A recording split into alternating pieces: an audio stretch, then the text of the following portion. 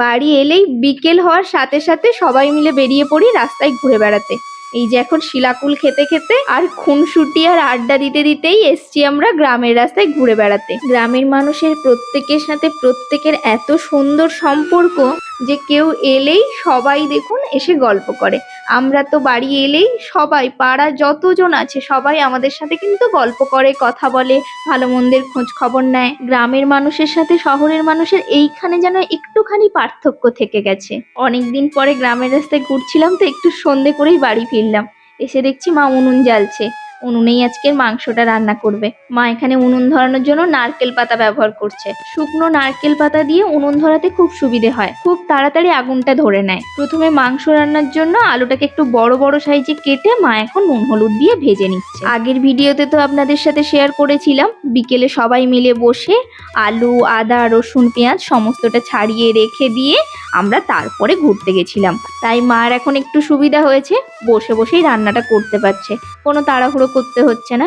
আমরা সব ভাই বোন এক জায়গায় থাকলে এটাই সুবিধে হয়, সবাই হাতে হাতে সমস্ত কাজটাই মাকে হেল্প করে দিই। মা রান্না করতে করতে সবাই এখন বলছে সন্ধেবেলা একটুখানি মশলা মুড়ি খাওয়া হবে। তার জন্য মাকে বললাম একটু ডিমের ঝুড়ি করে দাও। মা আলু ভাজাটা নামিয়ে তাই ডিমের ঝুড়িটা বসিয়েছে।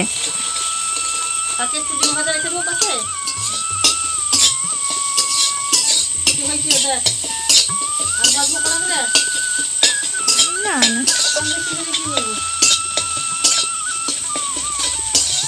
বড় হয়ে যাওয়ার সাথে সাথে কত কিছু পরিবর্তন হয় দেখেছেন। আগে কোনো কাজ করার আগে মাকে জিজ্ঞেস করতাম আর কতটা করব, এখন মা আমাকে জিজ্ঞেস করে কিরে আর করব নাকি। একটা বয়সের পর বাবা মা বলুন আর ছেলে মেয়েই বলুন, প্রত্যেকে প্রত্যেকের মতামতকে গুরুত্ব দেওয়াটা খুবই ইম্পর্টেন্ট, তাতে সম্পর্কটা অনেকটা বেশি দৃঢ় হয়। যাই হোক, এখন মাংসের জন্য মা সমস্ত গুঁড়ো মশলাটাকে একটু জল দিয়ে পেস্ট করে নিয়েছে। ওদিকে সর্ষের তেল গরম করে দিয়ে দিয়েছে চিনি ফোড়নে। চিনিটা ফুটে উঠলে এখন দেবে কুচনো পেঁয়াজটা। পেঁয়াজটা একটু বেশি করে দিয়েছে। আজকের মাংসটা কিন্তু ব্রয়লার মাংসও নয় আবার দেশিও নয়, আজকেরটাকে কি বলছে যেন বাবা, কক মুরগির মাংস। এটা খেতে কিন্তু একটু শক্ত শক্তই হয়। আমি জানি না এটার অরিজিনাল নাম কি আছে, যেটা বললে আপনারা বুঝতে পারবেন।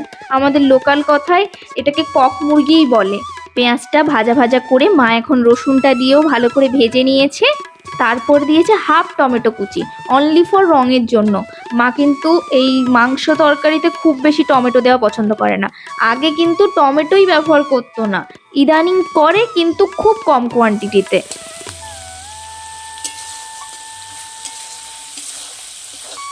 এবার পেঁয়াজ, রসুন আর টমেটোটাকে ততক্ষণ অবধি ভাজছে যতক্ষণ না টমেটোটা গলতে শুরু করে।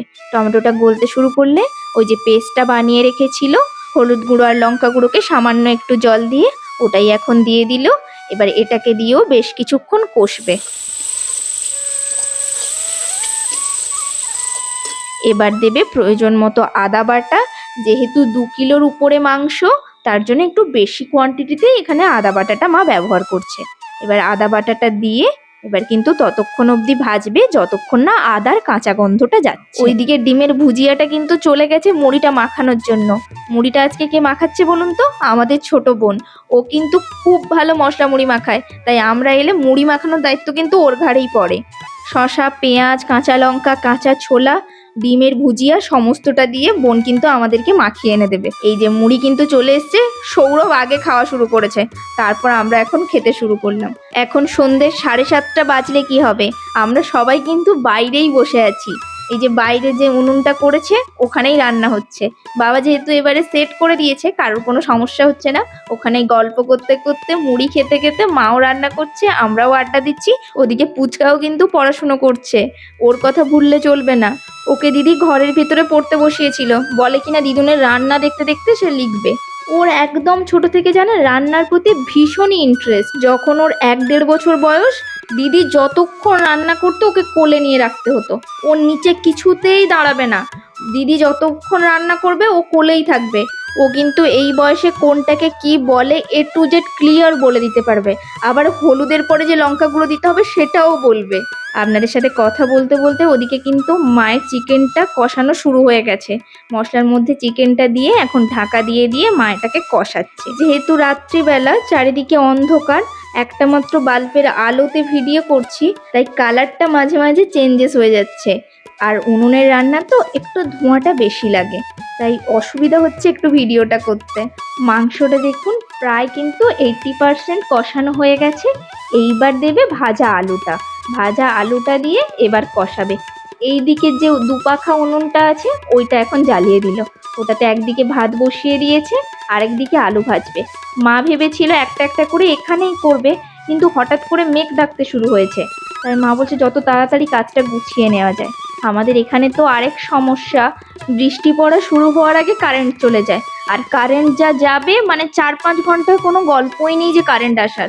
মা ওই ভয়টাই পাচ্ছে। ওদিকে আবার আমাদের জেনারেটর খারাপ হয়ে পড়ে আছে, যেহেতু এখন ইলেকশনের টাইম চলছে, কোনো মিস্ত্রিও পাচ্ছে না এটাকে সারিয়ে নেওয়ার জন্য। আর বাবাও তো টাইম দিতে পারেনি, কাল 29শে এপ্রিল ছিল, যেহেতু সুন্দরবনে কালকে ভোট ছিল, বাবা তো ইলেকশনে ডিউটিতে চলে গেছিল, তাই বাবার সময় দিতে পারেনি জেনারেটরটাকে সারিয়ে আনার। এখন কারেন্ট চলে গেলে ইমার্জেন্সি লাইটের উপর ভরসা করে কিন্তু খাওয়া দাওয়া সমস্ত কিছু করতে হবে।